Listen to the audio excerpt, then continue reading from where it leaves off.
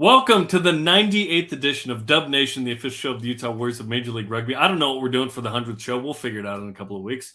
I am Jarom Jordan alongside Banksy. We've got a loaded show in late July here.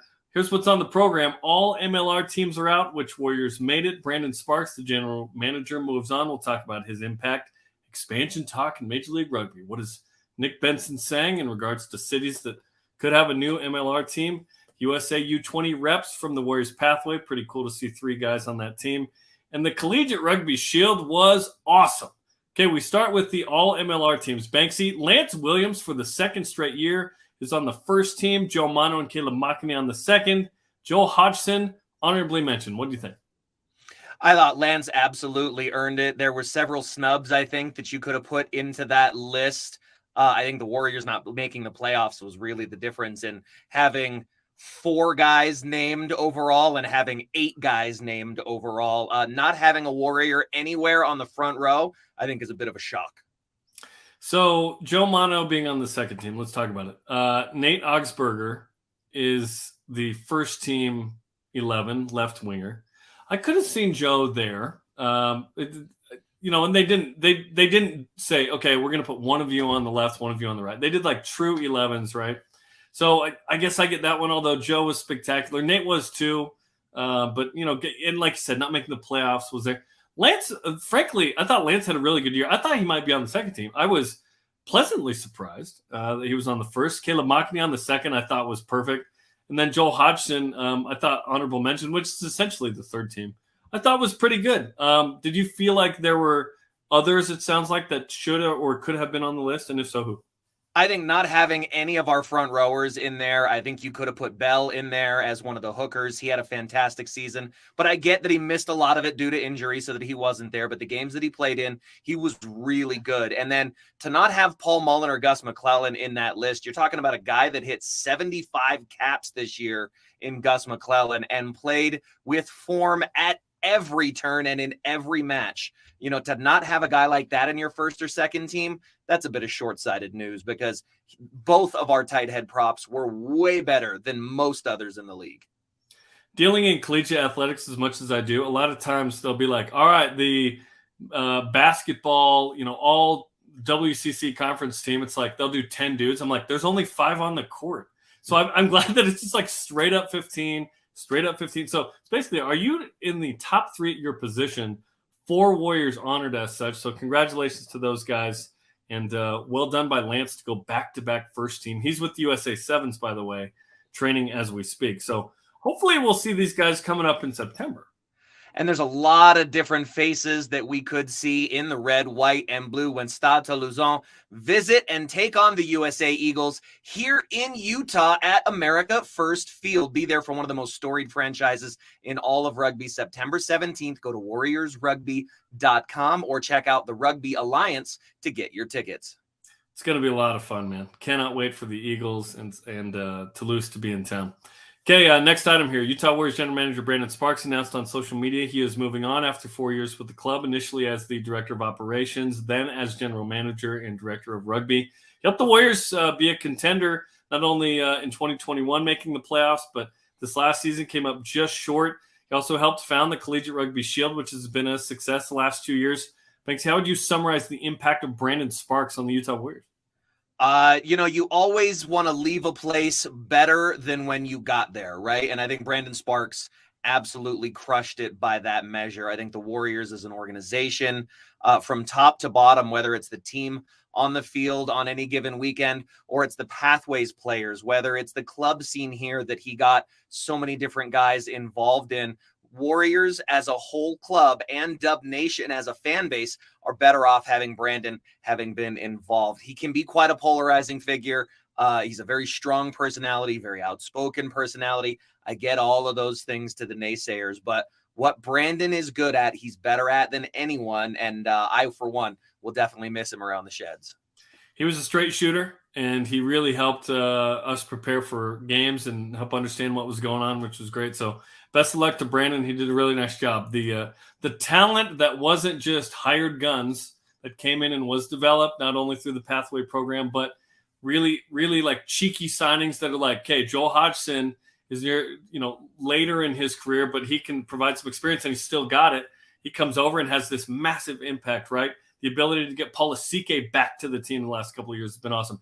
To develop Lance Williams from a guy who was playing locally in the community, former college football player, to back-to-back first-teamer. Like, these are some of the great stories among many others from Brandon Sparks. So best of luck to him. The team announced in the same release that it's, Greg Cooper. Robbie Abel's going to stay as one of the assistants. Obviously, we mentioned Sean Davies.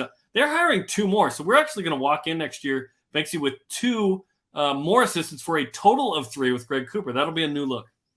Well, and I think this is just Greg Cooper kind of putting his stamp now on what the Utah Warriors are going to be and taking more of that leadership role, which as a head coach is what you want, right? Like if you're going to bake a cake, you want to pick the ingredients, and it's all on Coops now to continue to lead this team and this nation, dare I say, forward. When you look backwards at what Sparks did during his tenure with the commitment to the Pathways program, teaming up and kind of mentoring Nick Calling to develop the Collegiate Rugby Shield, that commitment to developing American rugby will continue at the Major League Rugby level, but now we have the added experience internationally of having someone like Greg Cooper and his coaching staff continue to develop and grow the game and hopefully bring more success to the club. Okay, next up, MLR Expansion. Miami joining the league next season, 13th team, 7th team in the East, 6th teams in the West. MLR CEO Nick Benson, formerly with the Utah Warriors last year, talked to the Sports Business Journal recently about the league and mentioned some potential expansion cities. Here they are. He listed Nashville, Hot Chicken, hello, Orlando, LA, Raleigh, and, quote, somewhere overseas as markets the league is looking at. Banksy, what do you think? I think there's a lot of opportunities all over the league. I mean, obviously there's a hole in LA. There's a hole in Austin, Texas, where there used to be franchises. If I'm the league, from a business standpoint, LA looks appealing, but I think it's mostly a dumpster fire because of the way that relationship deteriorated, that putting a club back in that market is going to be really, really difficult. I think of everything out there right now, I love the idea of having a team in Nashville. That really, I mean, as a city, as a culture, as a hub inside the southern states, to have a franchise in that city, I think would be absolutely fantastic. And I'd love to see that develop for Nashville. Orlando would be obviously a tourist destination. Raleigh would be interesting too, to make it into North Carolina. And then somewhere overseas, where do we think he's talking about? Well, I can say some things on the record and I could say some things off the record. Which way do you want this to go, Jarom Jordan? Which continent? There are partnerships and conversations that are working and being had on the national, on the hemispherical, and on the international level that are way above my pay grade, and I can't speak to them intelligently other than to say I have heard the rumblings of some things happening across the Americas in South general. America. And that really excites me. So I don't know that it will necessarily be overseas as far as getting to like Australasia. I even heard rumors at one point of Hawaii, but the logistical travel of all of that is incredibly difficult. But going north-south now, when we talk about maybe adding a team in Canada, we've heard rumblings of Vancouver. Now we're looking about a place in Central and South America with Uruguay, with Argentina obviously being a fantastic rugby powerhouse with what they've developed into with their national team. I think there's a lot of options to grow this beyond just an American competition, and that could be really good for business. Interesting. Yeah, the idea to go overseas is uncommon to traditional American sports, but there are several rugby leagues where you're combining multi-continent competitions that aren't the World Cup. So this could be interesting. Okay, we'll keep an eye on that. All right, next up, USA U20s pathway players of the United States in the World Rugby U20 trophy competition. Right now, they lost Sunday 33-31 to Uruguay, speaking of South America. 3 former pathway players with the Warriors involved here, all starters, by the way. JT Yosefa, Will Sherman, and Isake Tukuafu, all repping the United States. Head coach is Kyle Sumption, who used to play in MLR for Rugby United New York. He played collegiately locally at BYU. They're playing Scotland tomorrow at 5 a.m. Mountain. I know you're getting up to watch that one. But, yeah, cool for these 3 guys to be on the United States team, led by a guy that used to play here locally as well.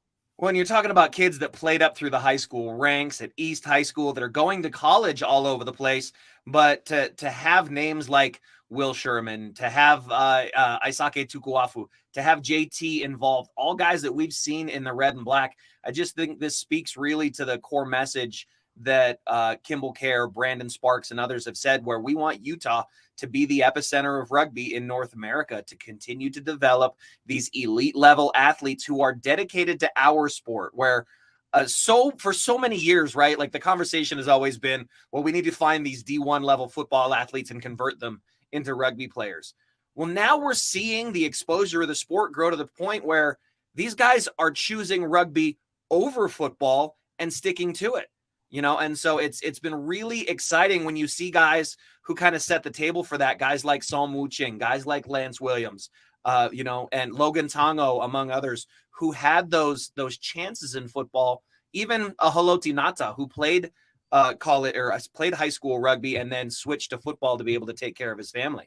The opportunities are now there for these guys to also take care of their families, but to commit to a sport that they love. And I think these three guys, specifically from Utah, representing Utah incredibly well on the international stage. Best of luck to those three and the United States in Kyle Sumption against Scotland coming up Thursday at 5 a.m. Mountain Time. They got to summon their, 2018 energy when the United States beat Scotland in 15s with the senior team. That was awesome. Okay, last but not least, the Collegiate Rugby Shield, another smash hit, the second annual Premier College Rugby Combine and All-Star Game that was on FS1. We were part of the broadcast. That was a ton of fun for us. Hopefully you enjoyed it as well. In case you missed it, the game came down to the wire literally 5 minutes into extra time. Canyons beats Peaks 32-31 on hooker Matthew Conway of St. Bonaventure, scoring a spectacular try to win. It was awesome. And the quick steps at the end for the finish from Conway. I mean, what a great show all of these athletes and coaches and organizers put on. It has become a rugby spectacle for these athletes to showcase their talents and abilities before the MLR draft, as well as some invitees who are not eligible for the draft, who were able to show out. Some local kids getting some time there from Utah as well to fill some roster spots due to injuries. But the Collegiate Rugby Shield, I think, was attended by 7 or 8 of the Major League Rugby teams. I heard representatives 11. there, scouting talents and checking it out, as well as, and we talked about this on the broadcast, representatives from NASCAR looking to maybe recruit athletes for their pit crews, because they said they like that NFL linebacker type build, guys that are 6 foot, 220, 225 and change, that are really built for the rigors of running a NASCAR pit team. So it was really cool to see not just rugby get exposure through what the CRS has become, but to see rugby continue to reach new audiences in NASCAR was super exciting. Brock Silvers is his name, and he's the pit crew coach, and he was there. You talked to him. It was great. And in the lead up on Tuesday, chatting with him at practice, it was like, yeah, what is it that you're interested in? And it's exactly what you said. And then I was down at Big 12 football media days, and I talked to a Baylor tight end named Drake Dabney. I said, what are you going to do after football? And he goes, well, I've heard about this NASCAR pit crew. And I go, are you kidding me? I said, yesterday I talked to the coach. I said, you want his number? I can give you his number. So we're going to make that happen. But yeah, it was a very cool showcase. A lot of talent. We saw 3 50-22s. Like, that's a hard kick to execute. I'm going to correct you on that, Jarom. We saw 2 50-22s, and we saw 1 22-22. What a monster kick that was. Amazing. Just incredible showcase of talent from all 50 guys that put it all out there. And like you said, a last-minute try at the death to win it. It was entertaining. It was exciting. It was a great moment to celebrate these collegiate athletes. And it's overall just a fantastic showcase that we have to thank Nick Colling, who spearheads it all. And of course, backed up by Brendan Sparks and the entire Utah Warriors organization, to Tui, to Ray, to Charlie, to all the coaching staffs that came out and helped teach and bring this next generation of rugby players. As we look at the Rugby World Cup being held here in the USA 8 years from now, right? Those are the athletes that are going to develop and feature in that Rugby World Cup. Those are the guys that are going to be 28, 29, 30 years old and just coming into their rugby prime as the World Cup hits. So you are literally looking at the future stars, both domestically and internationally, for American rugby in the CRS. It was awesome. Tons of talent, nice local flavor as well with some Warriors Pathway players, 3 BYU guys, a Utah Valley kid. in Thomas Williams. It was fun, man. How'd the Heat compare to last year on the field? I don't know. I was busier this year. I had shouts out to Mike Lash. I had Mike Lash's help with me last year, so I didn't have to do as much. I don't think I had quite the time to catch my breath this year that I did last year. So maybe it was just because I was busier, but it was definitely hot. I had Kimball Care feeding me some body armors and some cold water that he had snuck around from the back because he could see I was perspiring a little bit. You know, I'm very delicate in my old age. I'm not the physical specimen that I used to be. I need a little more care and nurturing to maintain my peak physical performance. Got to hydrate, and you did, which is good. It was a ton of fun. Yeah, lots to cover on this show. Again, we're just, 2 months away from Toulouse coming to town. We got the Major League Rugby draft coming up in less than a month as well. So there's lots to do. There's 2 assistant coaches to hire. There's signings. There's kits to design. There's schedules to release later. So again, the offseason is not quite the offseason that it may have used to have been. Well, that'll do it for us. Like and share this episode of Dub Nation and follow the Utah Warriors on social media for the latest and greatest. For Mason, Benson, and Banksy, I am Jarom. Go Warriors.